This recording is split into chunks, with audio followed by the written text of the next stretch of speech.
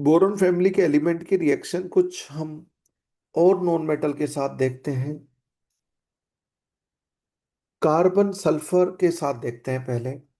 देखना थोड़ी interesting. Boron carbon के साथ रिएक्शन करे,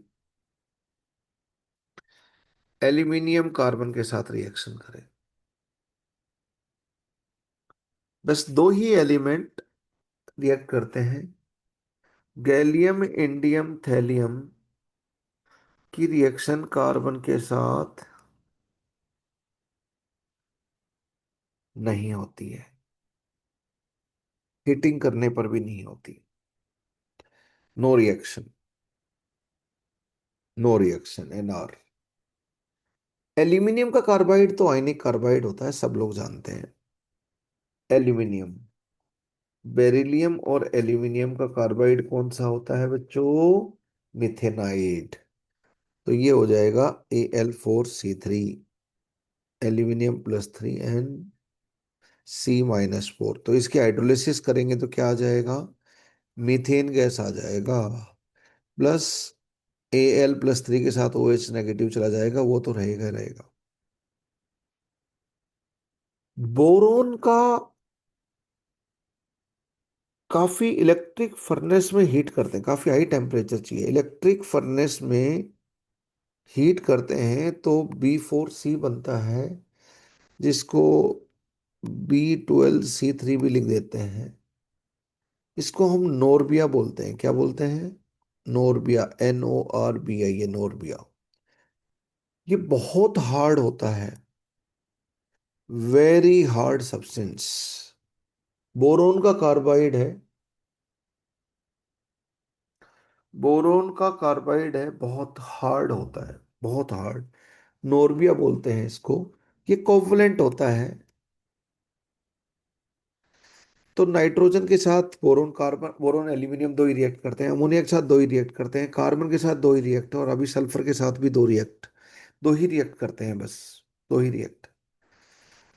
बोरोन का कार्बाइड बुलेट प्रूफ ग्लास बनाने इतना हार्ड होता है कि बुलेट भी एंट्री नहीं कर सकती। बुलेट प्रूफ ग्लास बनाने के काम आता है ये बोरोन कार्बाइड। कोवलेंट कार्बाइड होता है, आयोनिक नहीं होता है। एल्यूमिनियम वाला आयोनिक होता है। बहुत ज़्यादा हार्ड होता है, एक्सट्रीमली हार्ड होता है। बुलेट प्रूफ ग्लास बनाने के काम आता है। बुलेट प्रूफ ग्लास बनाने के काम आता है ना? जब किसी इंसान की लाइफ को रिस्क हो, तो हम गाड़ी में जो ग्लास रखते हैं वो कैसे रखते हैं? बुलेट प्रूफ ग्लास रखते हैं, ताकि गोली हमारे तक ना पहुंच पाए, है ना? बुलेट प्रूफ जैकेट पहनते हैं लोग। तो बुलेट प्रूफ मटेरियल बनाने के लिए बोरोन कार्बाइड का यूज होता है। Very special carbide, boron carbide. Aluminium का तो डायगोनल रिलेशनशिप से हमने पहले याद कर रखे हैं। आयनिक कार्बाइड, बोरोन, एल्यूमिनियम का डायगोनल, लिथियम और मैग्नीशियम का डायगोनल रिलेशनशिप, इन सब के कार्बाइड हमने पहले से याद कर रखे हैं, याद होने चाहिए। लिथियम और मैग्नीशियम डायगोनल रिलेशनशिप में है। बेरिल, एल्यूमिनियम डायगोनल, इनके मिथेनाइड होते हैं, फॉर्मूला खुद लिख लेना। इसका प्रोपाइनाइड होता है C3-4, इन दोनों का। बाकी कैल्शियम, स्ट्रोंशियम, बेरियम के एसिटिलाइड होते हैं। इनके हाइड्रोलिसिस से एसिटिलीन गैस मिलती है, मिथेनाइड के हाइड्रोलिसिस से मीथेन गैस मिलती है। और ये याद होना चाहिए, बार बार यूज होगा। ये तीन तरह के आयोनिक कार्बाइड है।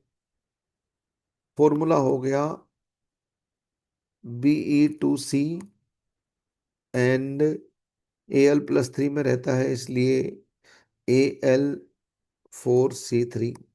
इनकी हाइड्रोलिसिस करेंगे तो मीथेन गैस मिलेगा।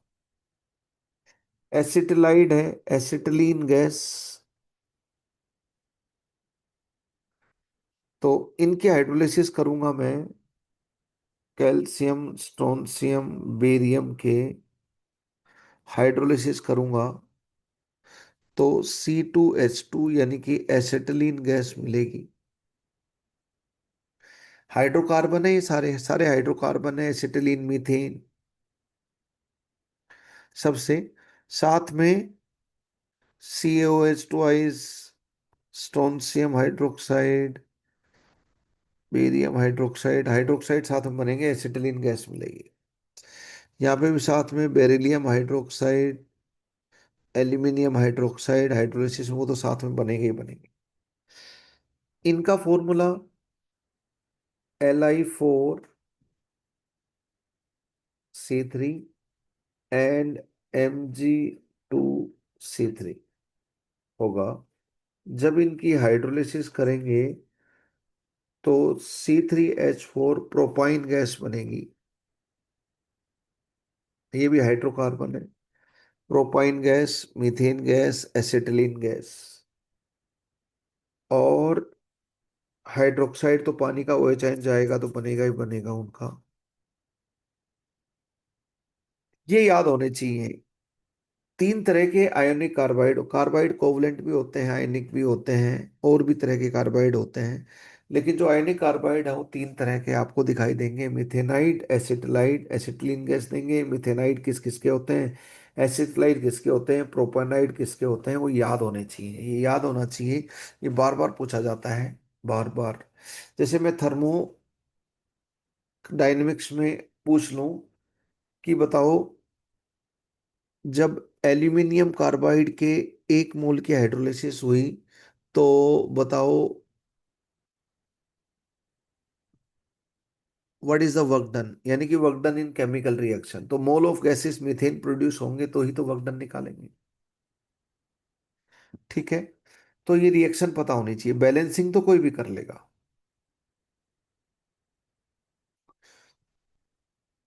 तो ये याद होने चाहिए किसके किस तरह कार्बाइड होते हैं। ओके। अब हम सल्फर के साथ रिएक्शन देखें बेटा, boron aluminium, gallium indium thallium. Carbon के साथ ये कोई रिएक्शन, सल्फर के साथ ये कोई रिएक्शन दिखाते हैं, नॉन मेटल सल्फर के साथ ये अपने सल्फाइड बनाते हैं। नॉर्मल नहीं भाई, हीटिंग करनी पड़ेगी। नॉर्मल ये कोई B2S3 बनाएगा, Al2S3, और बोरोन अमरफस रिएक्ट करेगा ऑब्वियसली, वो ज़्यादा रिएक्टिव होता है। किसी भी सल्फाइड की हाइड्रोलिसिस से क्या मिलेगा, S-2 है इनमें, Al+3 है, NS-2 है। तो पानी का H पॉजिटिव किसके पास जाएगा, H2S। रोटन एक्स स्मेल होती है, रोटन एग स्मेल होती है इनमें। वैसे कलरलेस होती है पर स्मेल रोटन एग स्मेल होती है। साथ में बोरिक एसिड बन जाएगा, या एल्यूमिनिक एसिड बोलो, एल्यूमिनियम हाइड्रोक्साइड, एक जैसा स्ट्रक्चर होता है इन दोनों का। H3AlO3 लिखो, एल्यूमिनिक एसिड बोलो या एल्यूमिनियम हाइड्रोक्साइड बोलो, स्ट्रक्चर तो एक ही एम्फिटेरिक होता है। एसिड के रूप में जब देखना हो इसको तो ऐसे लिख देते हैं H3AlO3, बेस के रूप में देखना हो तो AlOH थ्राइस। वैसे एम्फोटेरिक होता है, दोनों एक ही चीज है, लिखने का तरीका अलग है। बोरिक एसिड को ऐसे लिखो आप, या फिर ऐसे लिखो, एक ही बात है, स्ट्रक्चर तो इसी से ज्यादा अच्छा समझ में आता है, तीन OH जुड़े हुए हैं। तो इनके हाइड्रोलिसिस से H2S गैस मिलेगा, साथ में बोरिक एसिड और एल्यूमिनिक एसिड मिल जाएंगे। वो तो है ही, ट्रिक से हो जाएगा। मैं क्या बोलना चाहता हूं बच्चों, C2-2 है किसी मेटल का, मिथेनाइड है, प्रोपाइनाइड है, ये तो कार्बाइड्स हो गए, आयोनिक कार्बाइड्स। किसी का बोराइड है, नाइट्रोजन फैमिली में नाइट्राइड है, फोस्फाइड है, हाइड्राइड है। ठीक है, किसी का भी।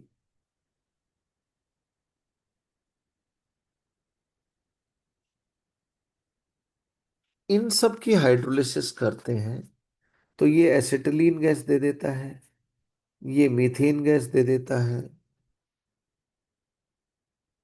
ये प्रोपाइन गैस दे देता है, C3H4।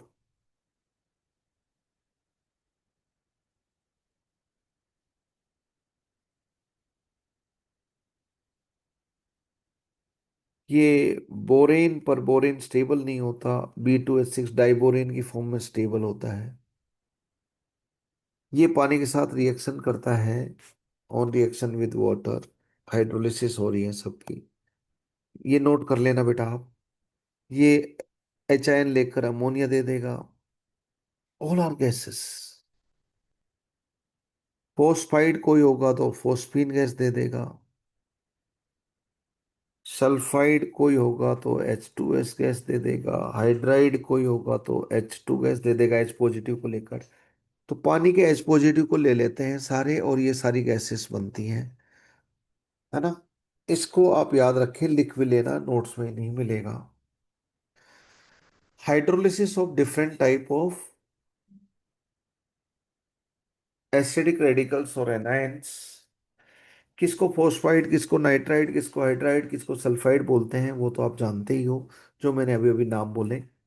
उनसे सबसे हाइड्रोलिसिस से गैस प्रोड्यूस होगी, कौन कौन सी गैस प्रोड्यूस होगी, ये पता होना चाहिए। कौन कौन सी गैस प्रोड्यूस होगी पता होना चाहिए। ट्रिक से पानी का H positive in negative ion के साथ जाएगा, और पानी का OH नेगेटिव इनके साथ, जो पॉजिटिव मेटल आयन होंगे उनके साथ जाएगा। नोट कर लिया। जैसे मैं बोलूं कैल्शियम एसिटलाइट, मैं बोलूं कैल्शियम हाइड्राइड, मैं बोलूं सोडियम हाइड्राइड, एस ब्लॉक के सारे हाइड्राइड मैं बता चुका हूं।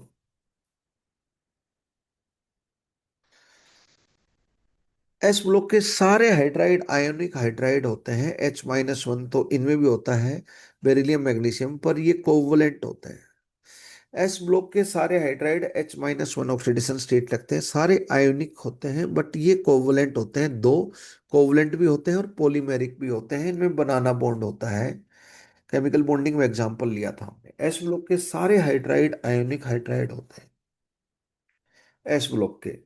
NaH हो गया। मान लो मैं ले लेता हूं कैल्शियम फॉस्फाइड,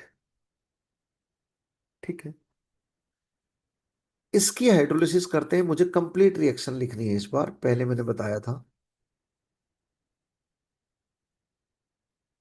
ऑर्डिनरी वाटर के साथ, ऐसे में बहुत सारे एग्जांपल ले लेते। तो मुझे पता है कि ये C2-2 है और कैल्शियम +2 है। मुझे पता है यहाँ H-1 है, इधर भी H-1 है, इस ब्लॉक के हाइड्राइड आयोनिक H-1 रखते हैं, और ये फॉस्फाइड है। तो यहाँ फॉस्फीन गैस निकलेगी। पानी का H पॉजिटिव जाएगा H नेगेटिव के पास, तो H2 गैस निकलेगी। और यहाँ पर भी H2 गैस निकलेगी, यहाँ पर एसिटिलीन गैस निकलेगी। साथ में कैल्शियम +2 के साथ पानी का OH न जाएगा, तो कैल्शियम हाइड्रोक्साइड। यहाँ पर भी कैल्शियम हाइड्रोक्साइड, यहाँ पे सोडियम हाइड्रोक्साइड, यहाँ पर कैल्शियम हाइड्रोक्साइड। वो तो बेसिक सॉल्यूशन होंगे ही होंगे।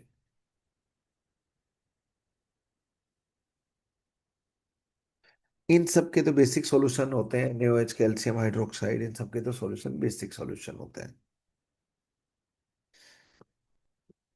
ठीक है बेटा।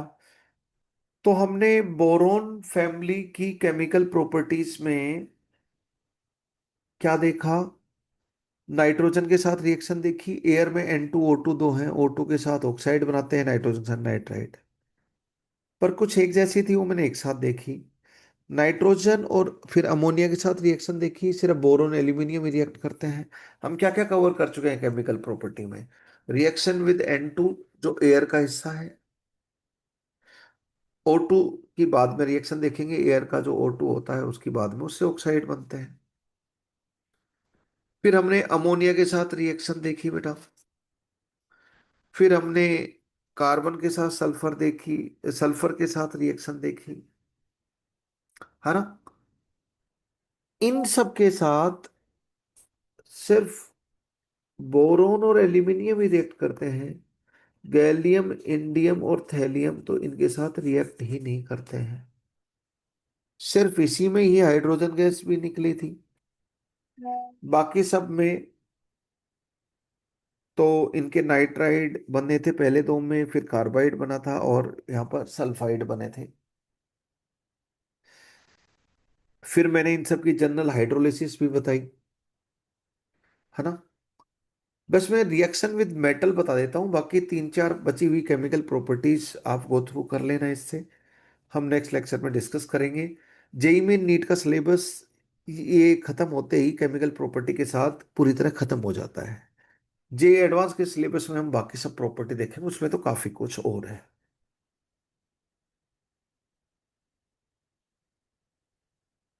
रिएक्शन विद मेटल में बेटा बस इलेक्ट्रोपॉजिटिव मेटल के साथ मेटल तो रिएक्ट करेंगे नहीं, एक ही नॉन मेटल है बोरोन, बस वही रिएक्ट करेगा। तो सिर्फ बोरोन रिएक्ट करता है मेटल के साथ, एक ही नॉन मेटल है बस वही रिएक्ट करता है और बोराइड में जाता है। मेटल के साथ रिएक्ट करके मेटल बोराइड बनाता है, बोराइड। एक ही नॉन मेटल है बस वही मेटल के साथ रिएक्ट करता है। जैसे बोरोन मैग्नीशियम के साथ हीटिंग का नॉर्मल रिएक्शन नहीं करेगा। बोरोन की रिएक्शन कैल्शियम के साथ करवा दें तो ये मैग्नीशियम बोराइड बनेगा, कैल्शियम बोराइड बनेगा। अब इसकी हाइड्रोलिसिस कर दूंगा तो डाइबोरेन बनेगा, अभी अभी देखा था, B2H6 प्लस MgOH ट्वाइस बन जाएगा। वो तो ट्रिक से हो जाएगा, COH ट्वाइस बन जाएगा।